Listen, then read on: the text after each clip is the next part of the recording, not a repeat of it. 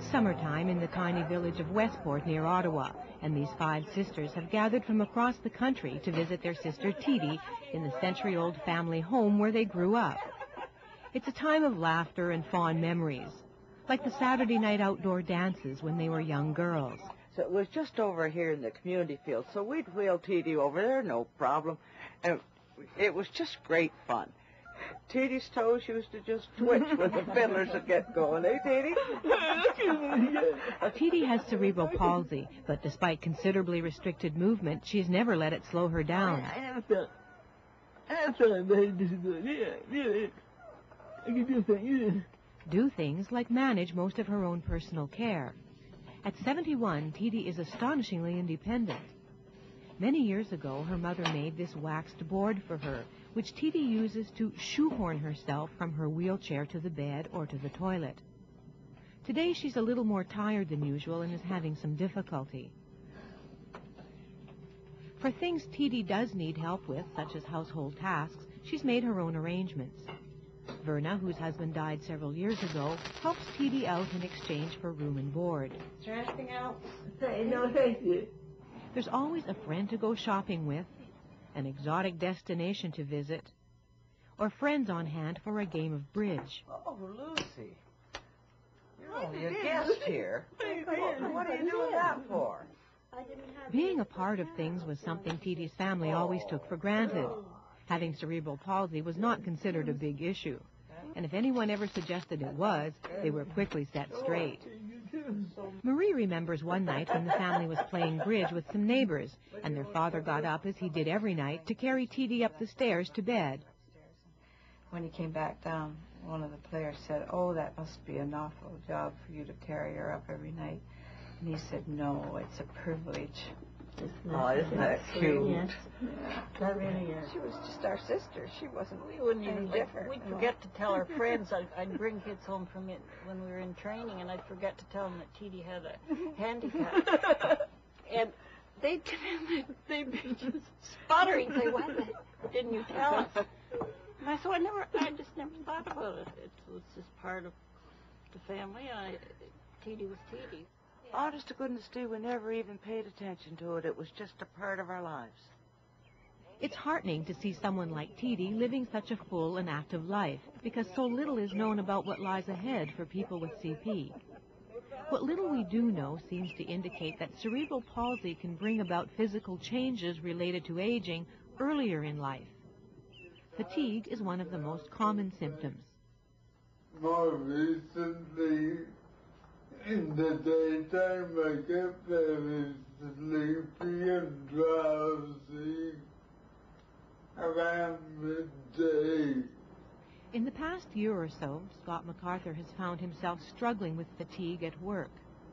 But then again, I seem to have some anxiety that wakes me up about 4 o'clock in the morning. They can't go back to sleep. He thinks it might be due to stress. Each day is a complex routine of scheduling and coordinating. When is that meeting? The August 10th. Okay. So There's all the meetings he must schedule at work, which is not a problem in itself. But then he must also schedule transportation, which must be booked, sometimes days in advance. But before that, there's the variety of attendants who must help him get ready for the day. You want soap on your face? No. No? And if one service is late, then he might miss the next. That means if Wheel-Trans is running late, he might miss dinner because his attendants themselves are tightly scheduled. So, if they're here at 6 o'clock and I'm not here, then whatever time I get here, that's what time I have left for supper. So it's our scheduling nightmare. Ready? Yeah. Okay. 1, 2, 3. Trying to fit a social activity, like going to a play, into the evening complicates things even further. If an attendant is late, Scott might miss Wheel-Trans. His entire life depends on closely coordinated timing.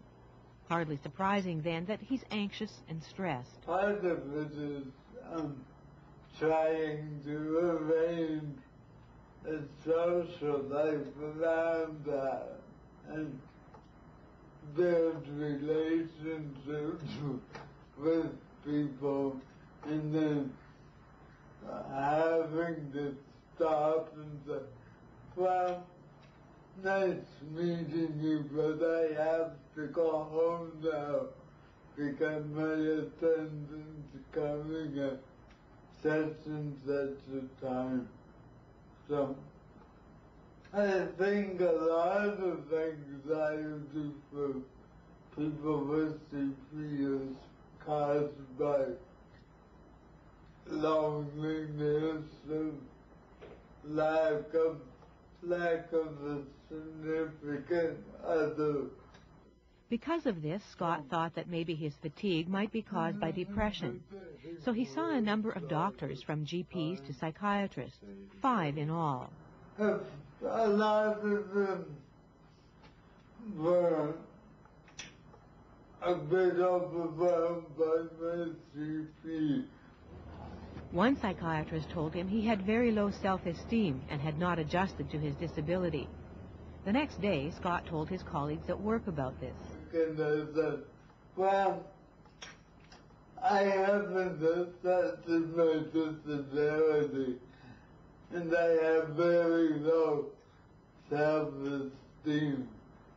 And everybody, I don't know why, but they roared with laughter. They go, you low self-esteem? I don't think so. What is more likely, says occupational therapist Tanya Packer, is that people with cerebral palsy have had to use 100% of their energy all day, every day of their lives just to meet each day's challenges, which leaves them with no reserve to deal with unforeseen problems and frustrations. They're always, for their whole lives, have been using 100% of what they have. They don't have any choice. The rest of us might use, I don't know, 60, 70, but they use 100% all the time, every day. And so when you're using 100% all the time and there's some change and you can't use 100% all the time, there's a huge effect on what your life is like because you have no reserve. The interaction of aging and cerebral palsy is a relatively unexplored and unknown area. That too tight? Does a lifelong disability adversely interact with the aging process? Do people age more quickly if they have CP? We've seen people who don't feel they're aging at all, and they're 70. Dr. Judy Durrance is a physiatrist, a specialist in rehabilitative medicine. She's part of a 5-person Queen's University team conducting an assessment clinic for older people with cerebral palsy. The Ontario Federation for Cerebral Palsy is funding it for 1 year. The team's job is to try to find out if older people with CP have any problems related to aging, and if so, what can be done. Barbara Stanton is the team coordinator. At the moment, there's no clear evidence that people with CP are going to do any worse or any better than the rest of us. I think that's the stage we're at now, which is one of investigating for the future. One of the first people to see the team was Rhoda Goodfellow. She's 57 years old. What's it like in the winter time? Can you get out? I feel like a hostage in the winter time. I can't get out when I want to get out. Trapped. Yeah. The first team member to meet with Rhoda was social worker Debbie Docherty. Her role is to get a sense of how CP has affected the person's life and their relationships, and then help them overcome the barriers. Rhoda told her the reason she came to the clinic was to get some help accessing the bank machine from her wheelchair. But Debbie picked up on some other unspoken concerns. I wonder what that's been like for you, Rhoda, since you lost those 2 really important people. How you've been feeling? Rather lonely and sad. I got a big empty spot in my heart, and I think I'll ever fill it up again. Rhoda had lost her husband and the closest member of her family, her older brother. She had no one to talk to. Because of physical barriers, people with cerebral palsy often find themselves cut off from other people. that sense of loneliness and the struggle she was having tended to be a barrier for her, probably an attitudinal or an internal barrier that prevented her from getting out and connecting with people. God knows the snow in the winter and the physical barriers are difficult enough, but a sense of depression can immobilize you more effectively than any 4-foot snowbank. Debbie knew that if Rhoda could begin to get out and meet other people, she would begin to feel better. But first, something had to be done about her wheelchair, which was too big for her. And with all her spasticity, she was sort of wrapped up into this little twisted person trying to control the joystick and stay in the chair at the same time. So one of the things that we were able to recommend for her was a proper seating so that she sits comfortably in the chair and she's not going to pop out or spasm out with the potholes of Kingston, and stay in place as she drives. This is where Tanya Packer, the team's occupational therapist, came in. Rhoda was not aware that the difficulty in getting about was the design of her ill-fitting chair. Her goal was only to be able to use the bank machine. So you're giving your secret code to somebody else to get your banking done? Yeah. That's not good. The role of the occupational therapist is to fix the problem or to find different ways to help a person like Rhoda do the things she needs to do. Tanya works closely with Val Buchan, the team's physiotherapist. Now push me away. Push out straight. That's the muscles you use for standing, and I want to see how strong they are. The physiotherapist looks at the whole body and at the biomechanics of how the person moves and how the muscle tone affects those biomechanics. A problem like a tight muscle in one part of the body can cause a chain reaction and throw the whole body out of whack. That's it. Keep pushing. Push, push, push. You have to have someone that's going to look and isolate where the problem originates and then see if they can correct the original problem. Up straight. Use this muscle. That's the one that's it. That's nice and tall.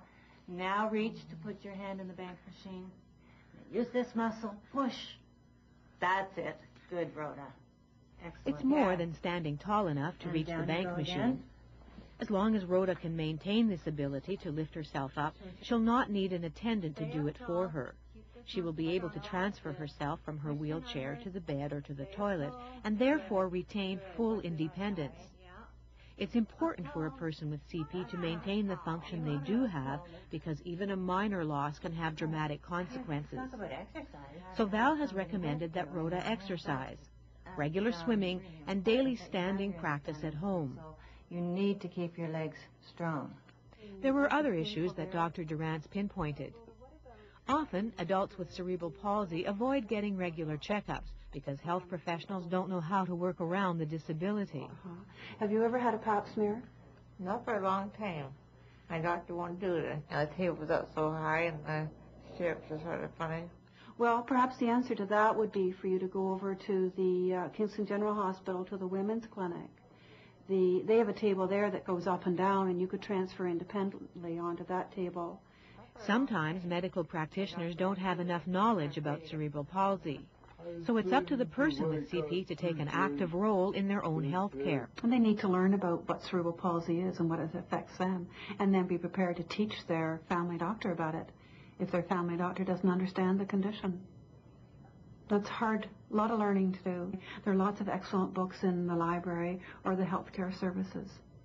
And I think individuals with CP really, really need to view themselves as their own expert, but also their own advocate. If they don't advocate strongly and assertively and clearly for themselves, it's unlikely that they are going to get the service that is most appropriate to their needs. You have to look around at the healthcare services, find the right healthcare professional who provides the service you're looking for, and go and demand that. You should expect it, you should demand it, and you should get it. And that's exactly what Scott MacArthur did.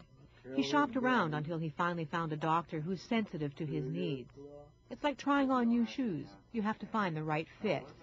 I need to ask you some questions to see if maybe depression is part of the problem that you're having. Sometimes it helps to think about the questions you want to ask and write them down before you go in so that nothing gets overlooked and you don't get flustered. Keep a logbook and write down who you saw and what advice they gave you and what worked and what didn't, so other health professionals you see will have an overall picture. Yeah, and the cheerleader. Of course, the best possible care comes from a multidisciplinary team like this one in Kingston. But you can put together your own team. Rehabilitation departments in hospitals have similar teams, and organizations like Home Care, available throughout Ontario, can provide a variety of health professionals. All you need is a doctor's referral. So you can recreate and get all the services you need and put them together yourself. But it does take gumption, determination, and sometimes you have to stamp your feet a bit. Rhoda was lucky. She didn't have to stamp her feet. Once her problems were broken down into manageable components, there was no stopping her. Just fixing her wheelchair seat opened up a whole new world for her. She's now hardly ever home. Sometimes she covers miles in a day. She's taking creative writing and computer courses, meeting people, using the bank machine, going to exercise classes. Exercise, especially for someone in a wheelchair, is probably the single most important factor to offset diseases that are activated by lack of activity. Complications are not an inevitable part of aging. Much is preventable through a healthy lifestyle. If they know themselves well and they keep themselves fit and they develop along the way good support services, then I don't think they need to be worried down the road as they age. Rhoda's newfound independence is remarkable in more ways than one. She says she even surprised herself, for she grew up in a family that controlled her every move. Her mother forbid her to play with other children, refused to let her talk on the phone, and cut her off from relatives. Being photographed in her wheelchair was out of the question. Oh, and I wasn't really perfect. She was so disappointed because she wanted to have another teacher to carry down that tradition. Her mother was a teacher, and she was a teacher, and she didn't have a daughter to carry down that tradition. And that really bothered her. She even refused to let Rhoda learn practical things like cooking and gardening. I wish I could have been able to bake things like, but not able to bake now because I'm scared to. You get too scared to do things when you overprotect them. You want to try something different and you can't do it. As they grew older, Rhoda's parents began making plans to move into a nursing home. Her father had it all worked out. And you want to have a room with 3 beds. One for him, one for mother, one for me. And I did not want that. I was so scared of my mother. I didn't know how to ask her to let me get on my own. The kind of thing when I was 35, I said it was now or never. She said she wanted to move into a place for handicapped adults. Her parents were stunned. Then, 2 years after she moved, Rhoda's life took an unexpected turn. She met someone special. I met him last Sunday in May, and then at the end of June, he had proposed, and we got married in April the next year. They had 13 good years together. When he died 5 years ago, her family tried to get her into a nursing home, but she would have none of it. She continues to live in her own apartment. I'm not afraid to more and more. I can see what they want to say, and no, they said no, no, no, no. I can see what they want to say and do what they want to do. Just enjoying life as it comes. Rhoda's inner determination to be her own person eventually enabled her to make a life for herself. So did Scott MacArthur. He was told he'd live in a nursing home all his life. So she's determined she's going to stay in this house. And determination has given Teedy her independence. Because we live so far away, I used to come home and I'd say, oh my God, she can't live there by herself anymore. Like, I was a home care nurse and I couldn't imagine how she could live there by herself. I mean, that's 15 years ago and she's still managing very well, so I've been proven wrong. Once Rhoda saw that a disability doesn't have to be a barrier to living, the sky became the limit. And skydive. You want to skydive. She wants to parachute. She wants to ski. We didn't say, oh, don't be silly. We said, go for it. And to try and find somebody to help you do that. And nobody said that to her before. Everybody said, well, you're in a wheelchair. You can't do that. Or, silly idea. It started with just one problem, that she needed to get her bank card in the bank machine, and yet it's opened up so many doors for her. She's thinking more positively now. So one small step has made it so that she can think that she can do almost anything. And she wants to parachute, maybe she will. I wouldn't be surprised if she does.